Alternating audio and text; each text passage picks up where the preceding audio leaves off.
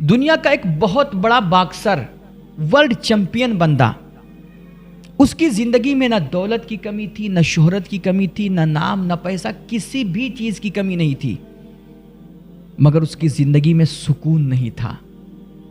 پھر کہتے ہیں ایک دن اچانک اس کے کانوں سے اذان کی آواز ٹکرا گئی۔ سر اس اذان کی آواز میں اتنی کشش تھی، اتنا خوبصورت لہجہ تھا اس اذان کا نا، کہ اس ورلڈ چیمپئن نے جیسے وہ اذان کی آواز سنی، اسے اتنا سکون ملا نا کہ وہ کلمہ پڑھ کر کے مسلمان ہو گیا، اور آج دنیا اسے محمد علی کے نام سے جانتی ہے۔ آپ گوگل پہ دیکھ سکتے ہیں، سرچ کر سکتے ہیں۔ ایک اذان کی آواز سے بندہ اتنا سکون اس کو ملا کہ وہ کلمہ پڑھ کر کے مسلمان ہو گیا۔ لیکن آج ہماری آپ کی مسجدوں سے جو اذان کی آواز بلند ہوتی ہے، ابھی حکومت کی طرف سے جب یہ پابندی لگی نا کہ تم اپنی مسجدوں سے یہ لاؤڈ اسپیکر اتارو، یا پھر اگر تمہیں لاؤڈ اسپیکر سے اذان دینا ہے تو بہت سلو آواز میں، ہلکے وائلوں میں اذان دو، کیونکہ تمہاری اذان کی آوازوں سے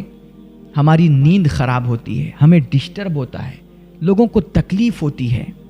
اذان کی آواز جو سکون کے لیے ہے، جو سکون انسان کو عطا کرتا ہے، کہتے ہیں کہ اس سے لوگوں کو تکلیف ہوتی ہے۔ تو سر جب اس طرح کے پرشاسن کی طرف سے یہ حکم نامہ آیا نا، حکومت کی طرف سے، تو آپ کو بھی تکلیف ہوئی ہوگی، ایک مسلمان ہونے کے ناطے ہمیں بھی بڑی تکلیف ہوئی، اور میرے دل میں تو عجیب عجیب خیالات آنے لگے۔ میں اپنے رب سے عرض کرنے لگا کہ میرے مالک، کیا اب ہم اس قدر گر چکے ہیں کہ جو ہم پنج وقتہ اپنی مسجدوں سے تیرا نام بلند کرتے تھے، جو اذان دیتے تھے، اس اذان کی سعادت سے بھی ہم محروم کر دیے جائیں گے؟ تو ہم سے یہ نعمت بھی، اپنے ذکر کی توفیق بھی چھین لے گا؟ عجیب عجیب خیالات دل میں آ رہے تھے۔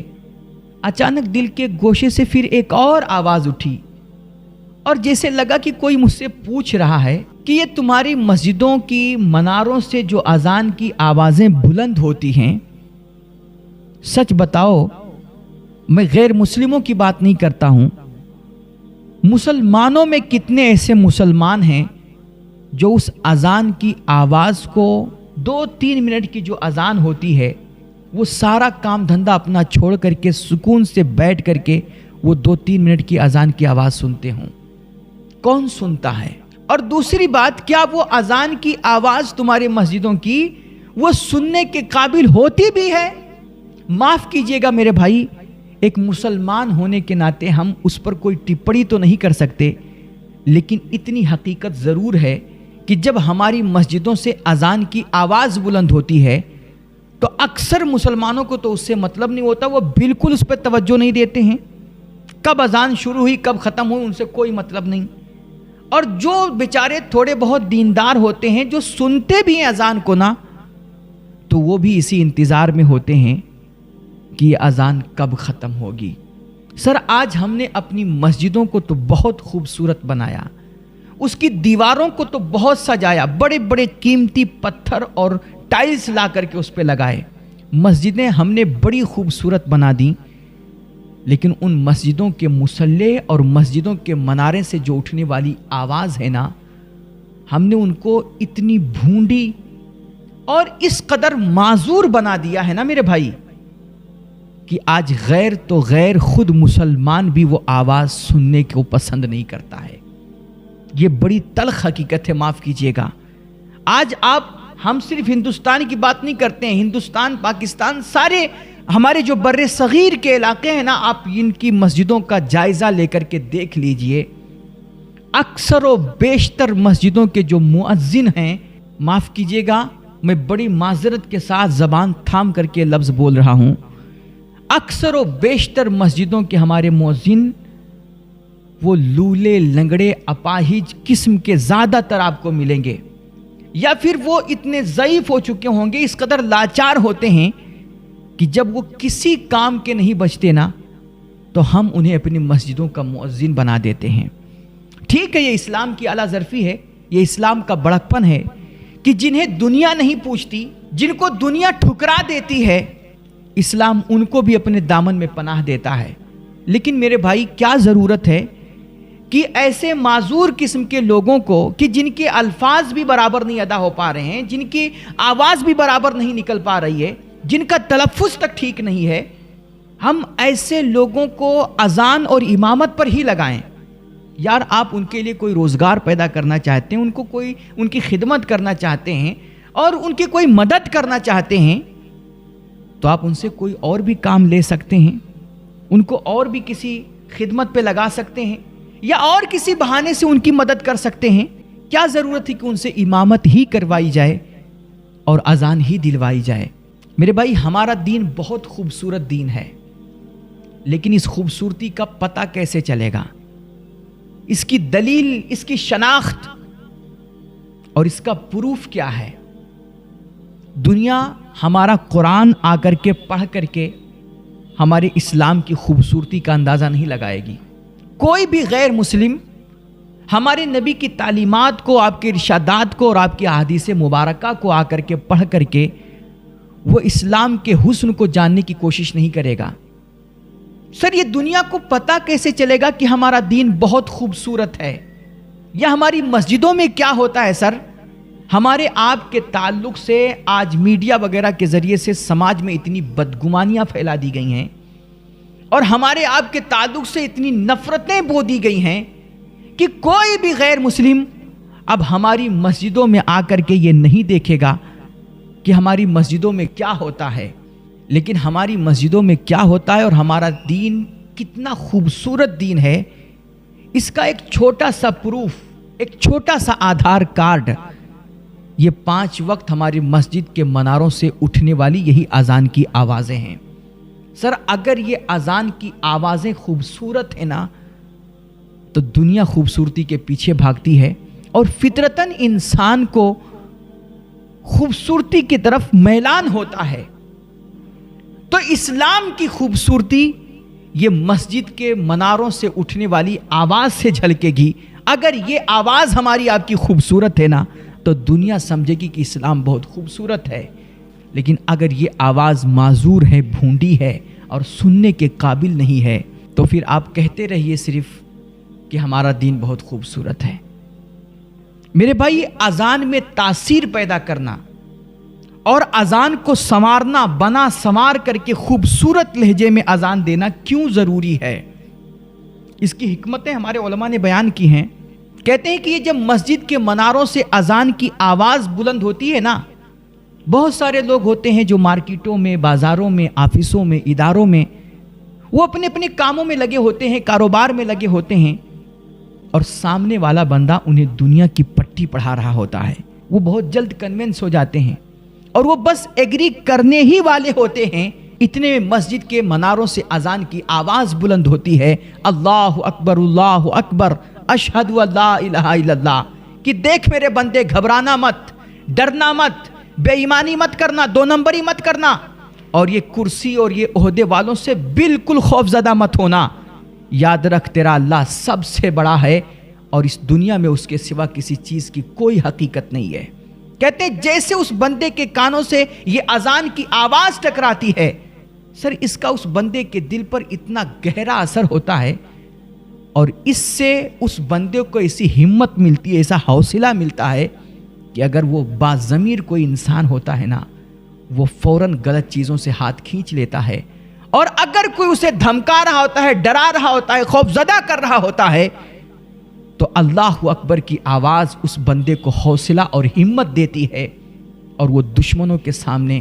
ڈٹ کر کے کھڑا ہو جاتا ہے۔ اور یہ میں کوئی ہوائی فائرنگ نہیں کر رہا ہوں، آپ کو ہماری پرانی تہذیب، اپنا پرانا بچپن کا زمانہ یاد کیجئے۔ یار وہ پرانی تہذیب، ہماری وہ کلچر کتنا خوبصورت تھا۔ آج تو ماڈرن دکھنے کے چکر میں ہم نے سب کچھ گنوا دیا، سب کچھ کھو دیا۔ لیکن پہلے زمانے میں نا میرے بھائی، ہم لوگ شرارتیں کر رہے ہوتے تھے، بدماشیاں کر رہے ہوتے تھے، جھگڑا کر رہے ہوتے تھے، کھیل کود رہے ہوتے تھے، یا پھر ہماری مائیں، بہنیں، بیٹیاں یہ کسی کام میں مصروف ہوتی تھیں اور اتنے میں مسجدوں سے اذان کی آواز بلند ہوتی تھی تو فوراً ہماری مائیں بہنیں وہ سارا کام دھندا چھوڑ کر کے خاموش ہو کر کے بیٹھ جاتی، اپنے سروں کو ڈھانک لیتی اور ساتھ ہی ساتھ ہم بچوں کو بھی وہ تنبیہ کرتی کہ چپ جاؤ اذان ہو رہی ہے. لیکن میرے بھائی بڑے افسوس کے ساتھ ہمیں آج کہنا پڑتا ہے کہ آج اذان ہو رہی ہوتی ہے لیکن ہمارا ریل دیکھنا بند نہیں ہوتا ہے. اذان ہو رہی ہوتی ہے, ہم فیس بک واٹس ایپ چلانا بند نہیں کرتے ہیں. اذان ہو رہی ہوتی ہے اور ہمارا کامیڈی شو نہیں بند ہوتا ہے. اذان ہو رہی ہوتی ہے, ہمارا ٹیلی ویژن میچ دیکھنا بند نہیں ہوتا ہے. آج ایک پوری نسل میرے بھائی ایسے ہی وہ بڑھ پڑ رہی ہے اور جوان ہو رہی ہے جن کو اذانوں سے کوئی مطلب ہی نہیں ہوتا ہے. نہ وہ اذان کی قدر جانتی ہے اور نہ ہمارے گھروں میں اسے اذان کی قدر و عظمت کوئی بتانے والا ہوتا ہے. جیسے وہ شرابی ہوتا نا, وہ شراب کی بوتل لیے بدمست کسی نالے میں سڑکوں پہ پڑا رہتا, اسے کسی چیز کا کچھ بھی احساس نہیں ہوتا ہے. ایسے آج اذان ہو رہی ہوتی ہے اور ہماری یہ نئی جنریشن موبائل لیے پڑی رہتی ہے, اسے بالکل اذان کی آواز کی پرواہ نہیں ہوتی ہے, بالکل احساس نہیں ہوتا ہے. اس لیے اگر اس نسل کو آپ دوبارہ اسلام کی طرف راغب کرنا چاہتے ہیں اور اس کے دلوں میں اللہ رسول کی اذان کی عبادتوں کی قدر و عظمت بٹھانا چاہتے ہیں, تو سب سے پہلے ہمیں اپنی مسجد کی اذانوں کو خوبصورت بنانا ہوگا. اس کے لہجے میں وہ تاثیر اور وہ امنگ پیدا کرنی ہوگی کہ جیسے یہ آواز ہمارے آپ کے کانوں سے, ہمارے بچوں کے کانوں سے ٹکرائے, اس میں کشش اتنی ہو, اس میں اٹریکشن اتنا ہو اور اس میں خوبصورتی اتنی ہو کہ وہ سب کچھ اپنا کام دھندا چھوڑ کر کے سکون کے ساتھ یہ اذان سننے کے لیے بیٹھ جائیں. کہتے ہیں کہ سلطنت عثمانیہ میں جو یہ 5 وقتہ اذانیں ہوتی ہے نا میرے بھائی, ہمارے اسلام کی جتنی عبادتیں ہیں اور جو ارکان ہیں, اسلام نے جو حکم دیا نا میرے بھائی, ایک ایک حکم میں ہزار حکمتیں پوشیدہ ہیں. ایک ایک حکم میں اور اس کی تہ میں جاؤ نا, تب ہمیں آپ کو اندازہ ہوگا کہ یار یہ اسلام نے جو ہمیں آپ کو تعلیم دی ہے, جو حکم دیا ہے, اس کے پیچھے انسانیت کی کتنی بھلائی چھپی ہوئی ہے. کہتے ہیں سلطنت عثمانیہ میں جو 5 وقتہ اذانیں دی جاتی ہیں, ہمارے یہاں تو کچھ مطلب نہیں ہوتا ہے, بس جیسے تیسے مائک کھولے, ٹن ٹن کیے اور شروع ہو گئے پاں پاں. یہ اذان کی وہ کان پہ ہتھوڑے برسا رہے ہوتے ہیں. لیکن کہتے ہیں سلطنت عثمانیہ میں باقاعدہ یہ 5 وقتہ جو اذانیں ہوتی ہیں, ہر وقت کے ایک ایک اذان کا ایک ایک الگ الگ اپنا لہجہ اور ایک انداز ہوتا تھا. کہتے ہیں کہ جیسے فجر کا وقت ہوتا ہے نا, فجر میں انسان نیند میں ڈوبا ہوتا ہے, اور نیند میں ڈوبے ہوئے انسان کو آپ اچانک آ کر کے جگا دیں, ہاں کر کے, تو وہ کیا ہوگا, چھونک کر کے اٹھ جائے گا اور پھر وہ آپ پر غصہ بھی کرے گا, ہو سکتا ہے ڈانٹ بھی دے, مار بھی دے. تو اس لیے فجر کی اذان نا اس لہجے میں دی جاتی تھی, اس انداز سے دی جاتی تھی جیسے وہ ہوتا ہے نا کہ بچہ سو رہا ہو اور ماں اسے جگانے جائے, تو ماں کتنے لاڈ سے کتنے پیار سے اسے جگاتی ہے کہ اٹھ جاؤ اٹھ جاؤ اٹھ جاؤ اٹھ جاؤ بیٹا اٹھ جاؤ. اس طرح مطلب ایک انداز ہوتا ہے, دیکھو اٹھے نہیں, اٹھو جلدی, اٹھو اٹھو اٹھو, اس طرح کر کے. تو ایسے ہی وہ فجر کی اذان بھی ہوتی تھی اسی لہجے میں, اللہ اکبر اللہ اکبر, وہ کھینچ کر کے, وہ میں پورا پریکٹس کر کے اس کو دیکھ, میں نے سنا. ایک کوچ ہیں, موٹیویشنل اسپیکر بھی بڑے اچھے ہیں, سمیر صدیقی صاحب. میں نے ان کی یہ باتیں سنی تو مجھے بہت اچھی لگیں اور یہ میرے دل کی آواز تھی, اس لیے میں نے سوچا کہ ان کی یہ بات آگے شیئر کی جائے اور نقل کر کے آگے بڑھائی جائے. تو انہوں نے اس میں یہ اذان بھی سیٹ کی بتائی ہے کہ جو وہ کس انداز سے وہ فجر کی اذان ہوتی تھی. اسی طرح جب ظہر کا وقت آتا تھا تو چونکہ صبح سے لے کر دوپہر تک بندہ اپنے کام کاج میں دھندے میں لگا رہتا تھا, تو کرتے کرتے کرتے کرتے تھوڑا سا اس کا حوصلہ پست ہونے لگتا تھا, ہمت ڈاؤن ہونے لگتی تھی. تو ظہر کی اذان میں نا وہ اس انداز سے دیتے تھے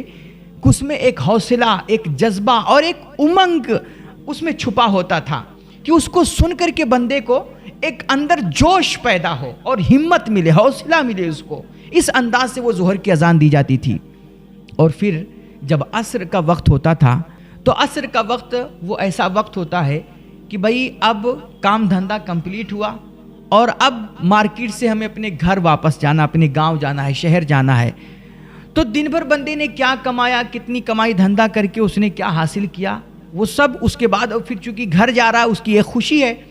تو اس تمام جذبے کو ذہن میں رکھ کر کے پھر اذان دی جاتی تھی اور اس کا ایک لہجہ اپنایا جاتا تھا کہ جس میں ایک خوشی اور ایک اپنے کاموں پر فتح کے مطلب اس پہ جذبات غالب ہوتے تھے۔ اور پھر جب مغرب کا وقت ہوتا تھا تو ابھی بندہ کام کاج کر کے گھر واپس آیا ہے اور پھر ابھی لوگ مل رہے ہیں، بچے ہیں، فیملی ہے، اور ساتھ ہی ساتھ پھر عبادت کا بھی وقت ہو رہا ہے، تو یہ وقت بڑا مختصر ہوتا تھا، تو اس وقت اذان بھی بڑی جلدی جلدی سے دی جاتی تھی، تو اس سے لگتا تھا کہ ہاں یہ وقت بڑا مختصر ہے اور جلدی چلو، جلدی نماز پڑھو اور پھر آؤ گھر واپس آ کر کے لوگوں سے بات چیت کر کے کھانا پینا اپنا کمپلیٹ کرو۔ اور پھر آخر میں جب عشاء کی اذان ہوتی تھی، کہتے ہیں اس اذان میں اس کے لہجے میں اتنا درد ہوتا تھا، اتنا کرب ہوتا تھا اور اسی تڑپ ہوتی تھی نا، چونکہ یہ آج کے دن کی آخری اذان ہوتی تھی اور بندہ آج کے دن کی آخری نماز کی تیاری میں ہوتا تھا، پتہ نہیں آج نماز پڑھ کر کے سوئے تو صبح آنکھ کھلے کہ نہ کھلے۔ اس لیے یہ اذان، آخری اذان، اس درد و کرب کے ساتھ اور اس جو ہے پر اثر لہجے میں دی جاتی تھی کہ بندہ اسے سنتا تھا تو اس کے اندر خوف الہی اور خشیت کا جذبہ پیدا ہوتا، اور اسے آج پورے دن بھر اس نے کیا کیا، کتنوں کے ساتھ دھوکہ دھڑی کی، بےایمانی کی، کسی کے ساتھ چیٹنگ بازی کی، کسی کے ساتھ کچھ غلط کیا، وہ سب کچھ یاد آنے لگتا۔ اور جب بندہ یہ نماز پڑھتا نا تو اللہ کی بارگاہ میں جا کر کے نماز کے ساتھ ساتھ وہ توبہ بھی کر کے اپنے بستر پہ سوتا تھا۔ یہ لہجوں کی تاثیر ہوتی تھی، زبان کا وہ اثر ہوتا تھا۔ لیکن آج شاہد سادی کے پاس جبے تو بڑے خوبصورت ہیں، ٹوپیاں بڑی اچھی لگاتا ہے، لیکن لہجوں کا اثر کھو بیٹھا ہے۔ آج ہمارے یہاں مسجدیں بڑی عالی شان بنا لی گئی ہیں، اس کے در و دیوار کو بڑا اچھے طریقے سے سجایا گیا ہے، بڑے خوبصورت ٹائلز اور قیمتی پتھر لا کے لگا دیے گئے، لیکن مسجدوں کے مصلے سے جو اٹھنے والی آواز ہے،